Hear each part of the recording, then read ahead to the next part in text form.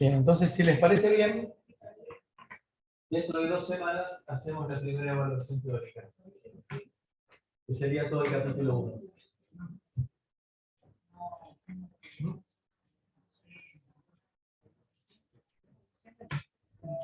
Y si quieren ustedes, podemos dividirlo en 2 partes. El 0. 5 de abril. No, 6 de abril. 6 de abril.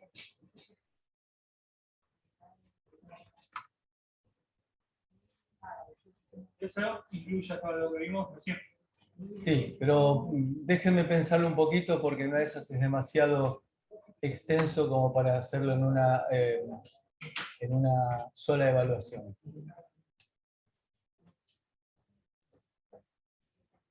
Eso se lo... Teórico práctico, ¿no? No, teórico. Solamente. Pero sí la idea es que ya la semana que viene tengan parte práctica como para que tengan soporte, para fijar mejor la condición.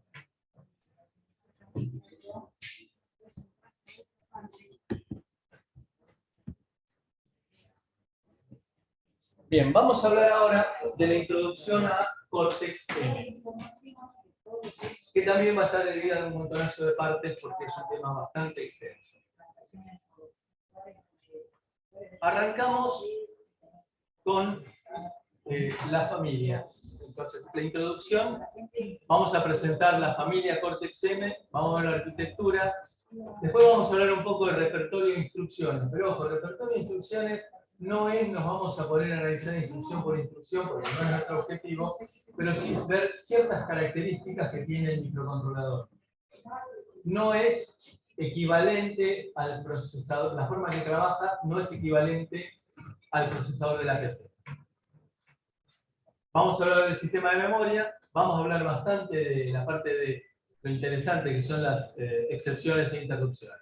Y después vamos a hablar de un montón de microcontroladores. Esta es la bibliografía. Esto está en la página, en el campus virtual. Están como hipervínculos, es decir, que lo pueden seleccionar en el PDF y van directamente al sitio. Están las hojas de datos, aparte hay un ítem de bibliografía bastante extenso que está incluido esto.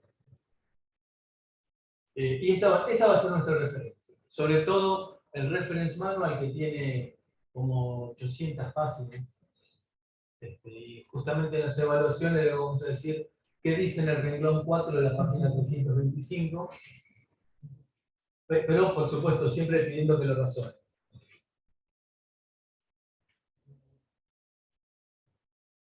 ¿En serio? Puede tener alguna más. No, no se falta.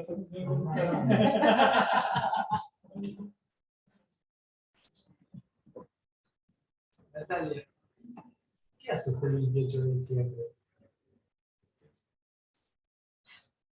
Recibe broma. Sí, sí, lo sé.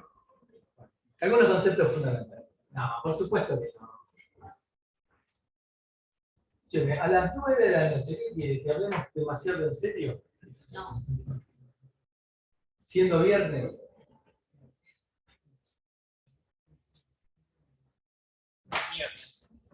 A ver, ¿cómo trabaja una computadora? O la mayor parte de las computadoras. Buscan código de operación. ¿Qué significa busca código de operación?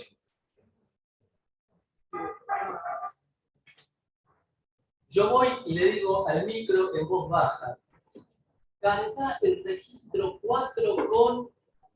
¿Es así?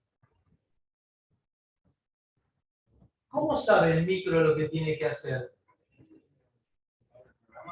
Sí, ¿y el contador del programa para qué sirve? No, para de vuelta, se fue al asesino, es el mayor. El contador del programa, ¿a dónde apunta? Bien, ¿y qué hay en esa posición de memoria? ¿Y cómo está expresada la instrucción? en forma de letras, move, add, con unos y ceros. Entonces, la búsqueda del código de operación es ir a buscar a una posición de memoria la instrucción. ¿Qué es la instrucción? Es una palabra binaria de n bits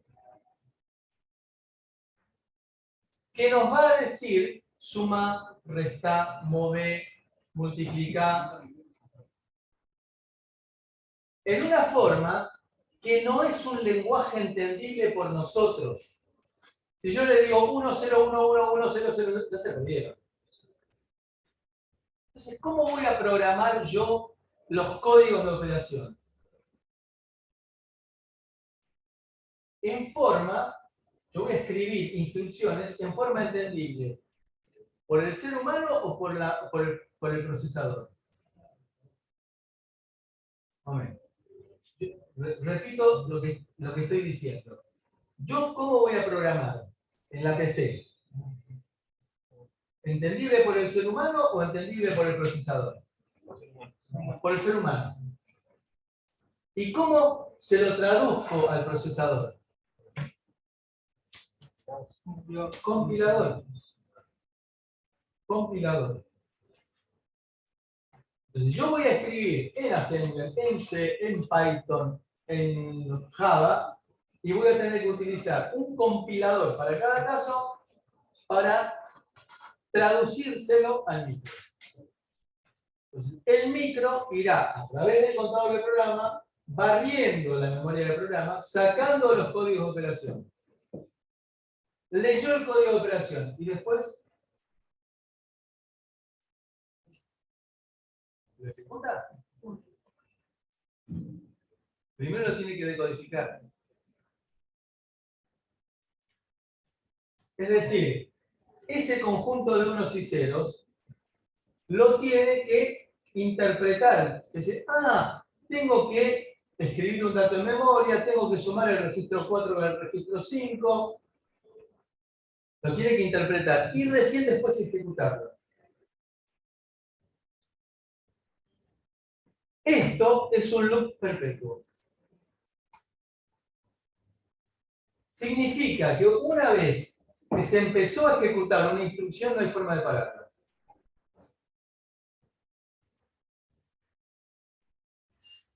Recién, antes de buscar un nuevo código de operación, yo podré bloquearlo, salvo que le pegue un martillazo, ¿no? Supónganse ustedes, para hacer números fáciles, que tenemos un clock, un reloj en nuestro microcontrolador que trabaja a 3 MHz. ¿Cuántas instrucciones por segundo podré ejecutar de acuerdo con este esquema?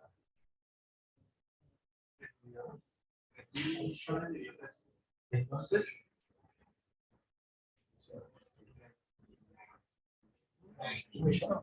dije 3, el clock del procesador es de 3 MHz.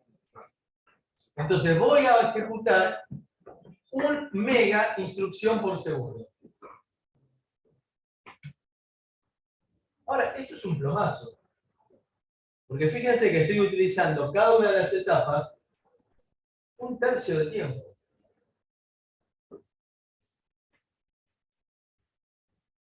Bien, entonces, este es un esquema lineal, el ciclo perpetuo de ejecución es un esquema lineal.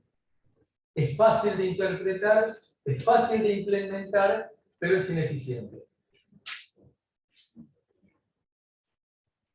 Todo esto se va a reacomodar cuando hablemos del pipeline de la familia ARM. Pipeline es tubería.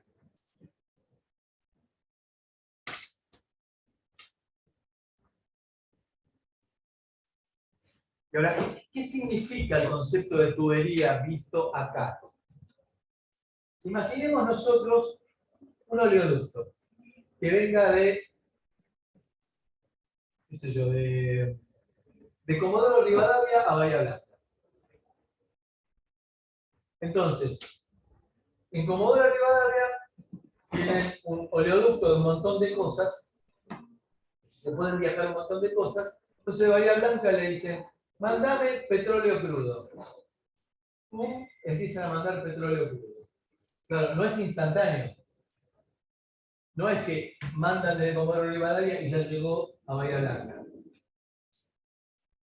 Bueno, parte de la nafta premium que nosotros tenemos es importada. Entonces, supónganse ustedes que en Comodoro Rivadavia tienen un puerto en el cual descargó un buque nafta premium.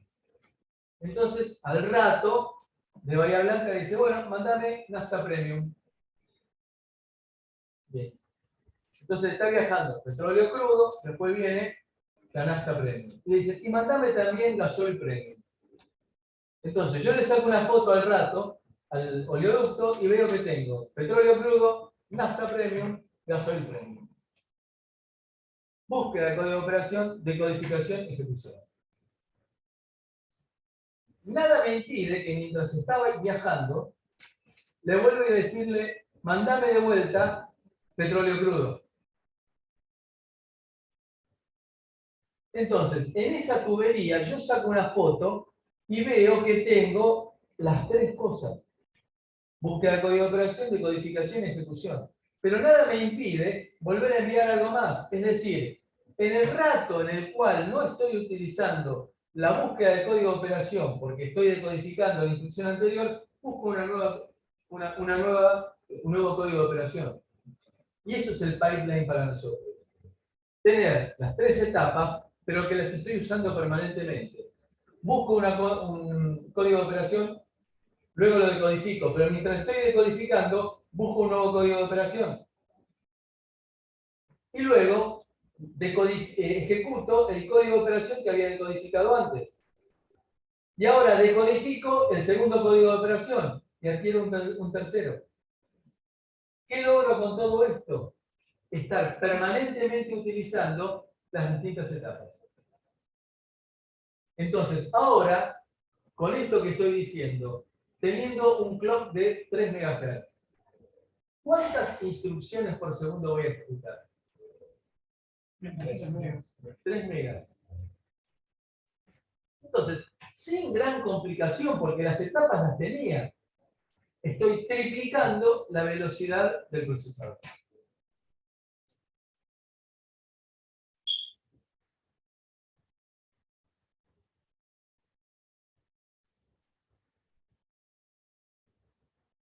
Bien.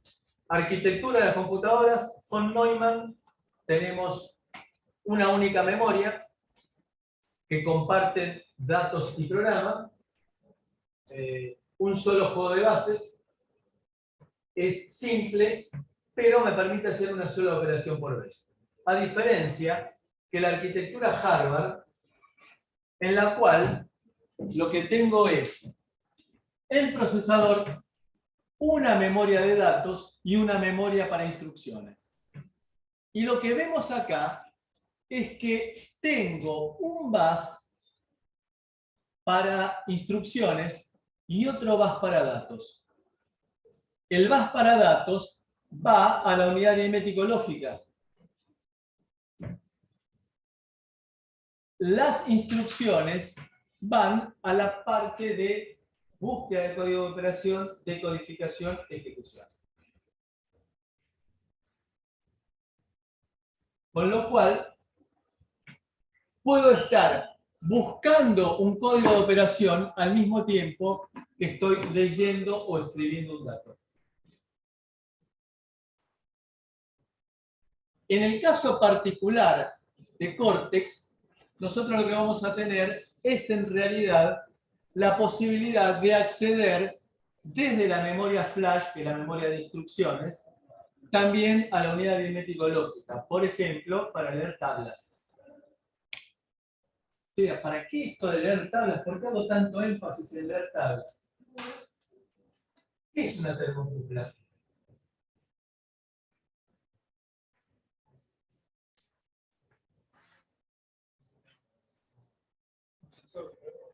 Un sensor de temperatura. ¿Y cómo está constituido?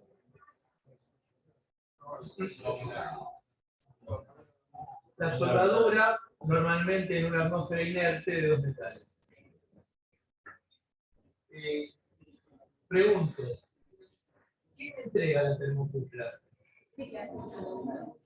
Señal eléctrica.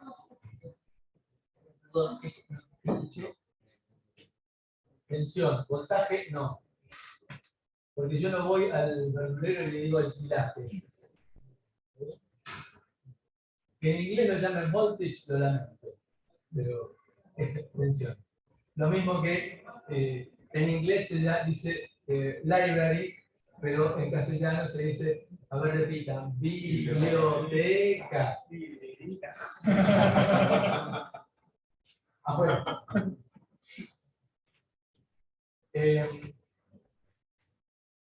La termocupla es muy fácil de hacer. Y tengo distintos tipos de termocupla. Ahora, supónganse que a 30 grados una termocupla me entrega, digo, no cualquiera, 1 milivolt. A 60 grados,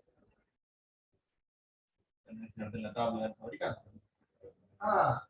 ¿qué es la tabla del fabricante? Te dice, tenés en un eje los valores de tensión que uno puede medir en esa termocupla y te devuelve la temperatura equivalente que estaría. ¿Pero no es lineal la termocupla?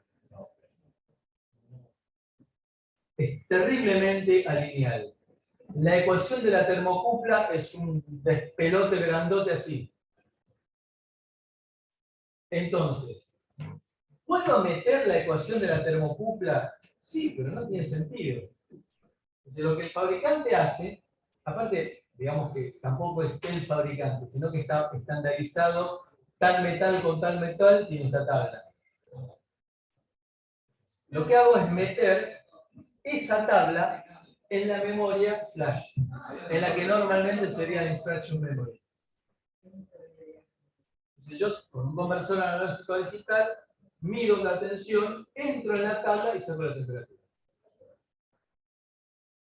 Aparte, ojo, recuerden ustedes que la temperatura no es una magnitud física tradicional. Si yo mezclo 1 litro de agua a 30 grados con 1 litro de agua a 60 grados, no saco 2 litros de agua a 90 grados. ¿Correcto? Es decir, no es longitud, no es masa. Entonces, ojo, cuidado. Bien. Entonces, nosotros tenemos una arquitectura Harvard modificada porque podemos acceder desde la unidad aritmético-lógica, o mejor dicho, llevar datos de la memoria flash de instrucciones a la unidad aritmético-lógica. Y tenemos un mapa de memoria único, es decir, esto es universal para todo córtex. No nos interesa entrar mucho en detalle acá, pero fíjense que acá lo que tenemos, y esto es importante para destacar, una zona de memoria de 512 mega, medio giga, reservado para memoria flash, para memoria de código, perdón, para memoria de código. No significa de que exista algún microcontrolador que lo tenga. Está reservado para. Nosotros lo que podemos llegar a tener es 512K. Acá estamos diciendo que reservamos 512 mega, medio giga. Análogamente para la RAM, análogamente para periféricos.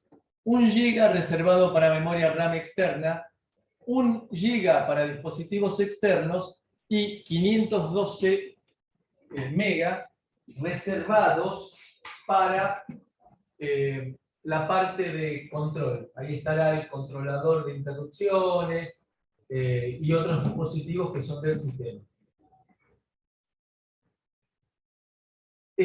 De vuelta, son 4 GB, en las cuales tengo mezclados datos y códigos. Si fuera Harvard, tendría 4 GB para datos, 4 GB para código. Punto. Por eso decimos que es un Harvard modificado, llevado al mundo real. No tiene sentido reservar 4 GB para código y 4 GB para datos. ¿Por qué? no los puedo fabricar.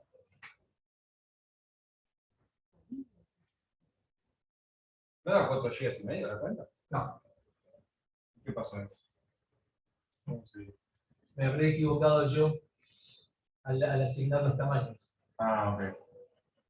Porque, a ver, es 2 a la 32. Son 32 bits para direcciones. La capacidad de direccionamiento es 2 a la 32. 2 a la 30 es 1 giga. Entonces 2 a la 32 es 2 a la 30 por 2 al cuadrado. 2 a la 30 es 1 giga. 2 a la 10 es 1 mega por 1 mega, 2 a la 20. Perdón. 2 a la 10 es 1K. 2 a la 20 es 1 mega. 2 a la 30 son 1000 megas. 1 giga. Sí, Entonces, 2 a la 32 es 2 al cuadrado por 1 giga. sí. 4 gigas. Me habré equivocado yo. No, no me equivoqué. No me equivoqué. Dije, medio giga, más medio giga, 1 giga. Más medio giga, 1 giga y medio. Más 1 giga, 2 giga y medio. Más 1 giga, 3 giga y medio. Más medio giga, 4 gigas. Ah, entendí que ese último era 1 GB también. Entonces me pudo haber expresado mal, probablemente. Bueno, de acuerdo, las computadoras se pueden clasificar según la complejidad del repertorio de instrucciones, onda micros de Intel, en el cual tengo instrucciones muy complejas, como por ejemplo, una instrucción que me permita medir la humedad, si la humedad de Buenos Aires es mayor al 60%, y se me acabó la botella de vino y mi tía está viajando en auto, hago tal cosa. Es una instrucción, pero recontra poderosa. Recontra poderosa. En el caso en que me preocupe la humedad de Buenos Aires, el estado de la botella del Cabernet Sauvignon y el viaje que está haciendo mi tía, es bárbaro. Pero ¿cuándo voy a tener que verificar todo eso? Entonces, ese fue el camino que siguió Intel al principio. Es lo que se llama computadoras CIS, Complex Instruction Set Computers. Y la otra alternativa son las instrucciones del repertorio de instrucciones reducido, Reduced Instruction Set Computers. ¿Qué hacen? Los tipos justamente detectaron que las instrucciones tan poderosas que tenían las computadoras, los micros de tipo Intel, se usaban muy esporádicamente. Por lo tanto, lo que dijeron, no, vamos a hacer una cosa. Vamos a hacer microcomputadoras que hagan las instrucciones básicas, fundamentales. Mover datos, sumar, restar, muy rápido. De manera que la instrucción de la humedad en Buenos Aires más el estado de la botella y el viaje de mi tía lo tenga que realizar en varias instrucciones. Pero es mucho más frecuente que mueva datos, que sume, a que tenga que ser una instrucción así complicada. Entonces, lo que pensaron es una arquitectura de computadoras, esto hace más o menos unos 30 años, en la década del 80, más o menos, fin de la década del 80, dijeron, nos vamos para este lado. Los tipos lo que hicieron fue, agarraron un sistema de adquisición de datos, onda analizador lógico, que tomaba datos rápidos, empezaron a chusmear en un programa tipo qué instrucciones se ejecutaban. Y vieron que movimiento de datos era el 43%, control de flujo, es decir, saltos, 23%, operaciones aritméticas 15%. Entonces, lo que los tipos vieron, que 2/3 de las instrucciones eran movimiento de datos y saltos. Es decir, que fabricaron una generación de computadoras que optimizaba esas operaciones. con lo cual consumían mucha menos energía, con lo cual optimizaban el tiempo de ejecución. Porque en lugar de hacer, digamos, se produjo un quiebre muy importante que comentaba Juan la clase anterior. En lugar de seguir aumentando el clock para hacer más instrucciones, se optó por fijar el clock y hacer más unidades. Y que con un sistema operativo inteligente que fuera asignando la ejecución de cada una de las unidades un pedacito del programa, después se lo compaginaba todo y ganábamos tiempo, disminuíamos consumo. Es decir, sería inimaginable un teléfono celular hoy con la arquitectura de la PC. Entonces, el concepto de RISC es un procesador con pocas instrucciones, optimizando el tiempo de ejecución y bajando el consumo. No hay lugar a las instrucciones complejas, y fíjense cómo me crece la nariz cuando estoy diciendo esto. No es totalmente cierto. Después, al final de todo vamos a ver, ya para el principio de mayo vamos a ver que no es totalmente cierto lo que estoy diciendo. Pero bueno, vivamos felices durante 2 meses. Entonces se aprovechó mucho mejor el área de silicio, porque en lugar de poner decodificadores de instrucciones muy complicados, eran decodificadores de instrucciones más chiquititos, todo más chico. Entonces mejoraba el área de silicio, bajaba el consumo de energía, y lo que al principio era un problema, como por ejemplo de que no era compatible con las instrucciones de la PC, dejó de ser problema, porque hoy en día todo el software que existe para la PC, prácticamente todo el software que existe para la PC, existe para los teléfonos celulares, existe para las tablets. Tanto las tablets como los teléfonos celulares usan arquitectura Cortex, es decir, usan arquitectura de tipo RISC. O quien tiene una tablet o quien tiene un teléfono celular no puede trabajar con el Office. Es decir, que las empresas se vieron obligadas por el mercado a rediseñar su software para las aplicaciones de teléfono celular y de tablets. Entonces, la desventaja de que no ejecuta código de x86, es decir, de PC, con el paso del tiempo desapareció porque prácticamente todo el software existe para las versiones de arquitectura RISC. ¿Vamos a tener que utilizar varias instrucciones RISC para hacer una de las complejas? Sí. No es grave. Vamos a encontrarnos con instrucciones de procesamiento de datos. ¿Qué significa procesamiento de datos? Suma, resta, producto, cociente, implementadas por hardware. Implementadas por hardware, no por subrutinas. Es decir, ojo, recién con Cortex se incorporó la división por hardware. Vamos a decirlo más de una oportunidad. ¡Uy, tenemos división por hardware! En los antecesores, la división se tenía que hacer por subrutinas. Por bibliotecas. Instrucciones de movimiento de datos. Tenemos un repertorio de registros importante, 16 registros.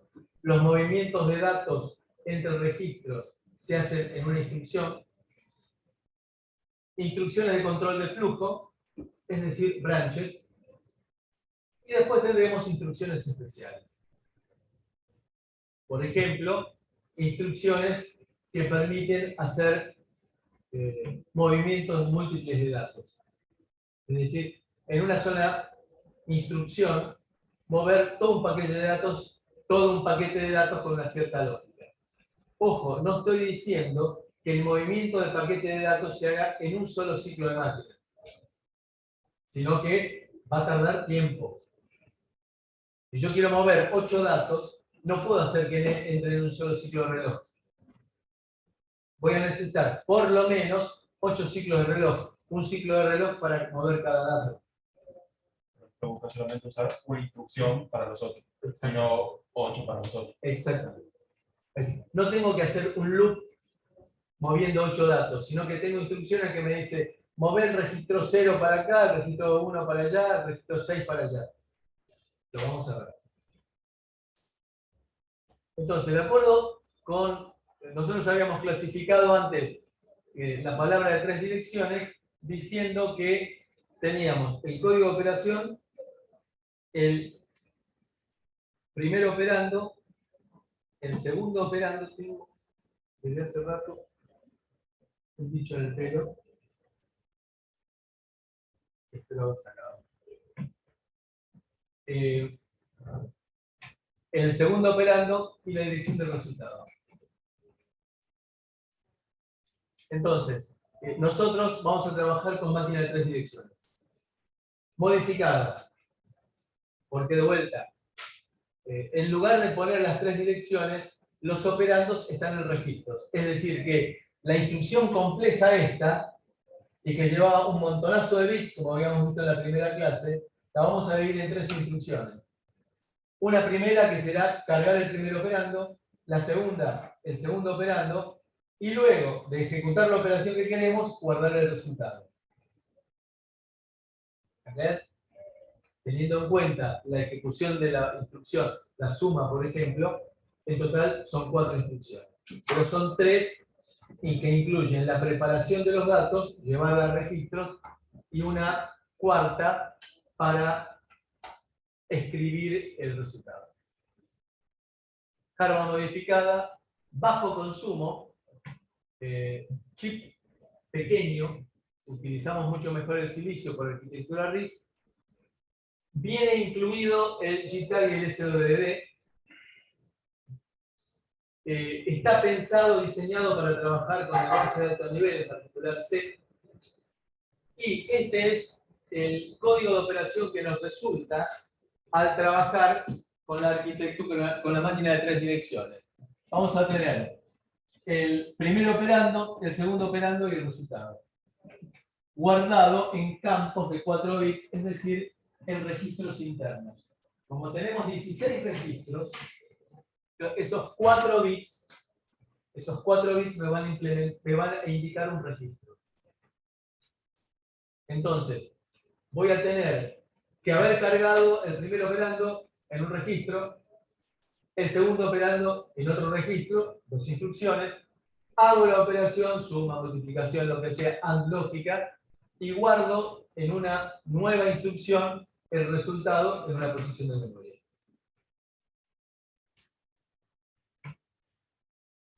¿Preguntas? Bueno, lo que sería en sí sumar operando 1 más operando 2. Fíjense que ahí me aparece el mnemónico. Mnemónico significa que es una regla mnemotécnica de memoria. Entonces, el mnemónico es lo que me permite a mí, por medio de una sigla, representar la instrucción. Add, evidentemente, es suma, entendible por ser humano, no entendible por microcontrolador. El compilador me llevará el add-s a un conjunto de unos y ceros, que son los que me representan la operación que quiero hacer. Entonces, en RISC va a ser, veamos, LDR significa Load Register. Les pido por favor que no usen el celular en la clase. Yo no lo uso, así que tratemos de tomar esa regla. Entonces, cargar el registro R0 desde la dirección OP1. Caramba, acá me aparece un símbolo igual. ¿Qué quiere decir esto? A ver, pensemos un poco.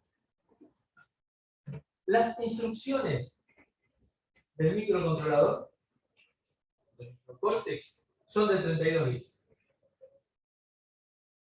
¿Sí? Las direcciones son de 32 bits. Entonces, ¿cómo hago yo para pasar por un puente que resiste 1,5 toneladas mi auto con una carga de 1 tonelada? El auto que pesa 1 tonelada. Repito, ¿cómo puedo hacer yo para pasar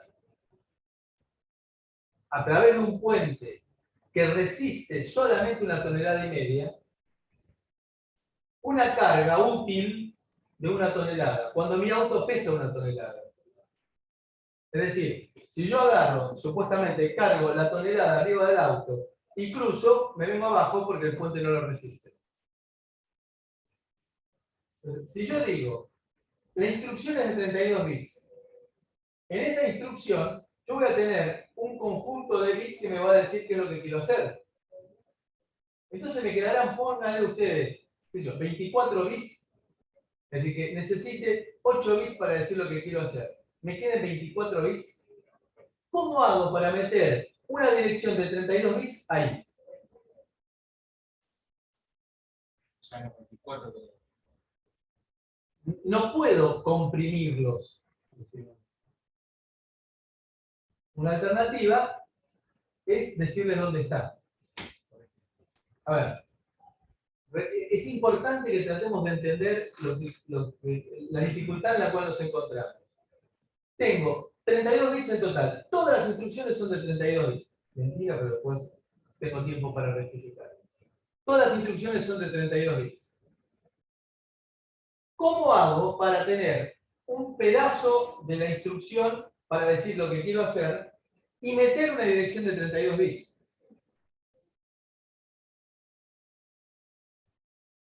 No puedo. Lo único que puedo llegar a hacer, y fíjense, esa es la idea, usar ese pedacito que me queda libre, entre comillas, para decir, mira, andá y cargá a un registro cualquiera el dato que está en la posición de memoria para allá. Y el para allá sí lo meto en esos 24 bits.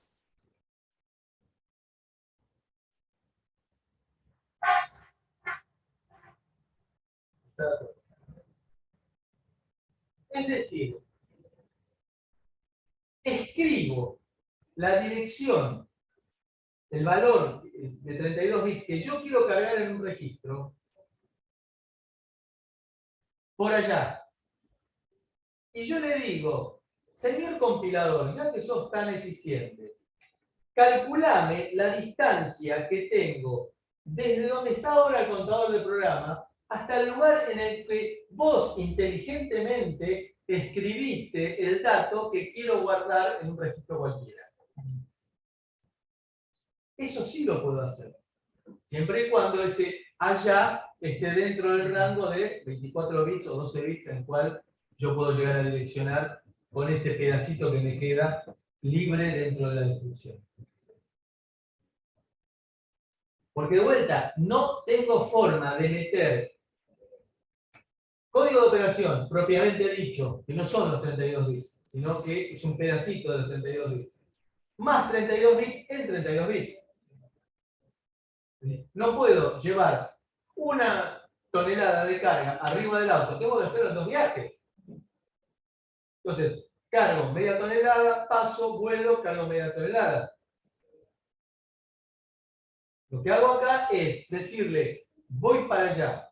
Señor compilador, fíjate dónde termina esta función que estamos ejecutando, es decir, de manera de no mandarme macanas y sobreescribir algo. Fíjate dónde termina y ahí colocame este dato de 32 bits y calculame la distancia, de manera que yo le ponga una instrucción diciéndole, cargámelo desde ahí.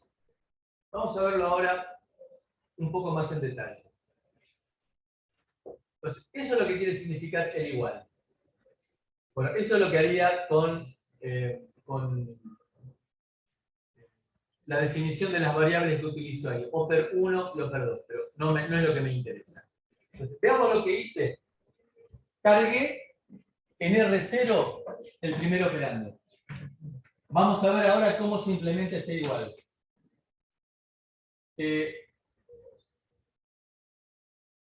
Traigo el dato, corchete significa dirección apuntada por. Corchete significa dirección apuntada por. Entonces, utilizo R0 como puntero a Oper 1. Primero operando. Cargo en R1, entonces Oper 1. Uso R0 como puntero a Oper 1 y de acá leo el contenido de la posición de memoria apuntada por R0. Y lo traigo a R1. Hago lo mismo para el Oper 2 que lo guardo en R2. Entonces, en R1 y en R2 tengo los operandos. Los sumo. Guardo R1 más R2 y lo guardo el resultado en R3. Fíjense, eso coincide con lo que habíamos visto antes, que tenía 4 bits para indicar el primer operando, 4 bits para indicar el segundo operando y 4 bits para indicar el resultado. Estoy diciendo en realidad el registro en el cual están los operandos y el registro al cual irá a parar el resultado. Entonces, aquí hago la operación y luego cargo en R0 la dirección donde quiero guardar el resultado y guardo el resultado en la dirección apuntada por R0. Fíjense entonces que lo que yo hacía en una sola instrucción en sys, necesito todas estas instrucciones para hacerlas en PIS.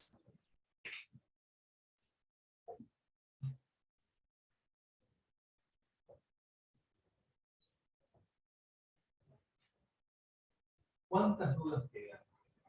A ver. ¿En R3 se guarda el valor de la cuenta o la dirección donde se No. Acá, en R3? aquí, Sí, sí, el resultado. el valor del resultado. Es decir, sumo. Es decir, esto está escrito en árabe o en hebreo. Se debe interpretar, en serio, digo, de derecha o izquierda.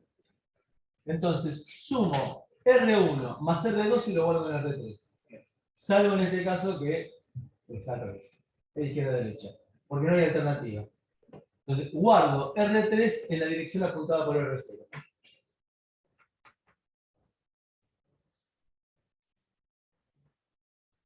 A ver, ¿cómo es que hago esto? Cargar en R0 el contenido, el valor hexadecimal 1, 2, 3, 4, 5. Esto está expresado en 32 bits. ¿Cómo es que se hace? ¿Cómo es que lo hace? Entonces, lo que se hace es lo siguiente. Cuando yo le escribo eso, el compilador me lo traduce a lo que está a la derecha. Es decir, cargo en R0 en realidad el valor apuntado por PC más delta. El compilador lo que hizo cuando vio el símbolo igual, dice, a ver, ¿dónde termina esta función? Esta función termina aquí. Entonces, el compilador me coloca el 1, 2, 3, 4, 5 en hexadecimal en la siguiente palabra libre. Que se dice palabra, ¿eh? Palabra significa 32 bits. En la siguiente palabra libre. Me calcula el compilador la distancia entre la instrucción y el lugar en donde se guardó el valor que quiero cargar.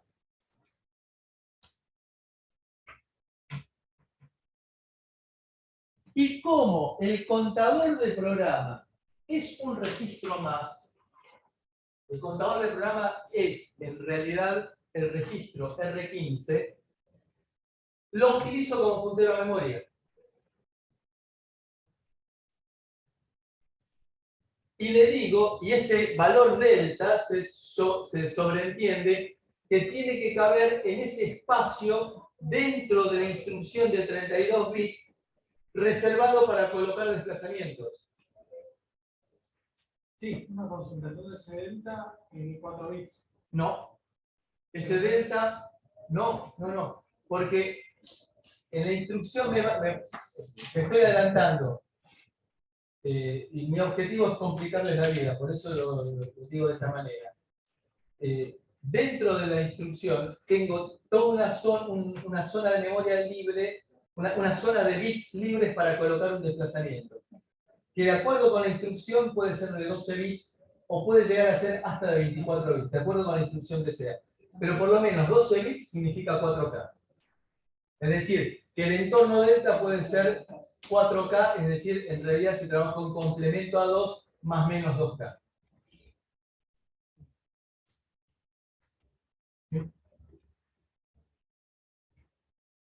¿Alguna pregunta más?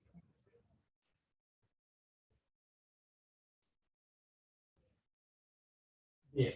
Para redondear hoy, presentación de la familia Cortex-M. Fíjense la cantidad de empresas que están trabajando con la familia Cortex. Algunas hacen silicio. Otras hacen herramientas. Y otras hacen software.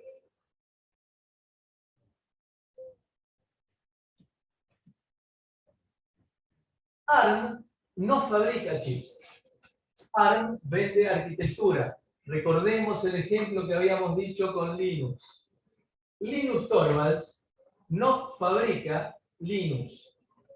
Linus Torvalds vende el núcleo, el kernel. Aquí lo que hace ARM es vende licencias para utilizar lo que aquí se llama core, el núcleo, pero ahora core a nivel de chip, de silicio. Entonces, me dice, esta es la arquitectura del Cortex M4, básica. Vos ponele el conversor analógico digital que quieras, ponele la cantidad de timer que quieras, ponele la cantidad de comunicación serie que quieras. Ponele USB si querés, ponele Ethernet si querés. Pero eso es un tema tuyo, ¿eh?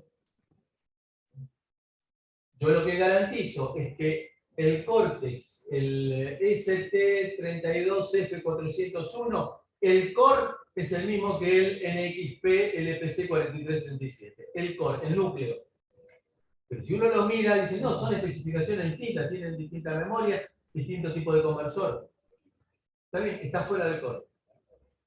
Entonces, hay un montón de empresas que hacen silicio, en las cuales están prácticamente todas las que ustedes se imaginan. Hasta Apple.